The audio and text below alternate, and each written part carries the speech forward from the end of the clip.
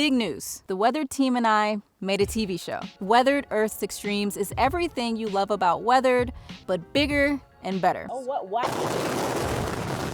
Oh my God! We traveled all around the world to tell the definitive story about our changing weather and climate and how a better future is within reach. To support us and help us do more seasons, you can watch the series on your smart TV on the PBS app for free.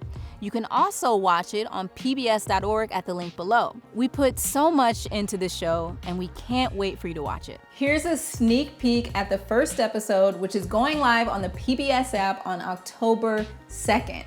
We're also going to be premiering the first episode right here on Terra, and the weather team and I will be hanging out in the chat, answering all your questions during the premiere.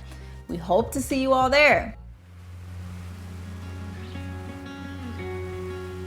Looks like today, we got to 101 degrees in the water on the north side of Key Largo. You talking about straight ahead right here? That little, I think that is. I think that's it. Because we're getting closer to it. Water's still, the sun is just radiating, it's just absorbing all that heat. What we're worried about is the evisceration of what's left of the coral population. All right, I'm ready to jump in this water. Woo, that's hot. I'm Maya May, and I'm fascinated by our dynamic planet, our weather, and our climate. What began as a career in broadcast meteorology has become a mission to figure out where we are and where we're going as we leave this long, stable climate period and enter the hockey stick era. This morning, scientists say the 101.1 degree temperature recorded at a buoy near Key Largo, Florida this week may break a record for the highest observed sea surface temperature.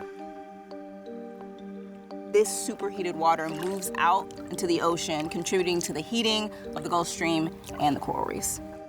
You know, if that happens in any one place, it's very easy to say, oh, that's an anomaly that just happened there. But what's unique about this summer, in my experience, which is now 30 years I've been working on this, I have not seen a particular summer that is this glaringly hot everywhere.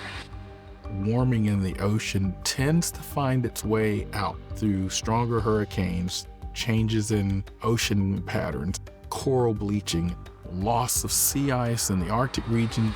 It's all connected. For much of the last 10,000 years, our planet's climate has been remarkably stable in three important ways: temperature, atmospheric carbon dioxide, and sea level. During this time, the human population went from 20 million people on Earth to 8 billion. That stable climate period is what allowed the development of human civilization as we know it.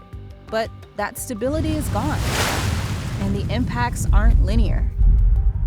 That's because of tipping points, and these are critical thresholds for our planet that, once crossed, can speed up and intensify the impacts of climate change, and they may not be reversible. How well we understand these changes and how we choose to act will define our future for generations to come. So join me in the field and in the lab to see what the brightest minds and the best science have to say about our changing weather and climate and how to prepare. And I want to share why I'm more hopeful now than ever about confronting this global crisis, because exponential change, the kind that suddenly sneaks up on us, isn't always bad.